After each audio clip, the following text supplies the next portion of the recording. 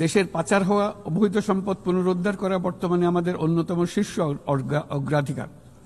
গত 15 বছরের দুর্নীতির মাধ্যমে শত শত কোটি ডলার অবৈধভাবে বিদেশে পাচার করা হয়েছে।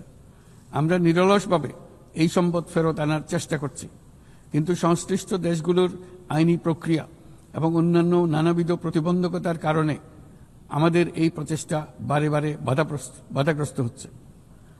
সংশ্লিষ্ট দেশগুলোর দৃঢ় সদিচ্ছা ছাড়া আমরা পাচার হওয়া অবৈধ সম্পদ পুনরুদ্ধারে সফল হতে পারছি না।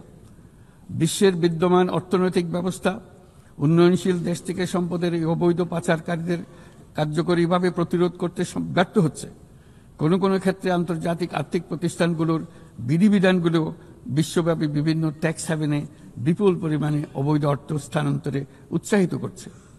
তাই যেসব দেশ ও প্রতিষ্ঠান এই পাচারকৃত সম্পদ গচ্ছিত রাখবার সুযোগ দিচ্ছে, তাদের আমি আহ্বান জানাচ্ছি তারা যেন এই অপরাধের সঙ্গে শরিক না হয়। এই সম্পদ তার প্রকৃত মালিককে অর্থাৎ কৃষক, শ্রমিক এবং সাধারণ করদাতাদের নিকট ফিরিয়ে দেন। আমি উন্নয়নশীল দেশ হতে সম্পদ পাচার রোধে কঠোর আন্তর্জাতিক বিধিবিধান প্রণয়ন এবং এর প্রয়োগ নিশ্চিতের প্রস্তাব করছি।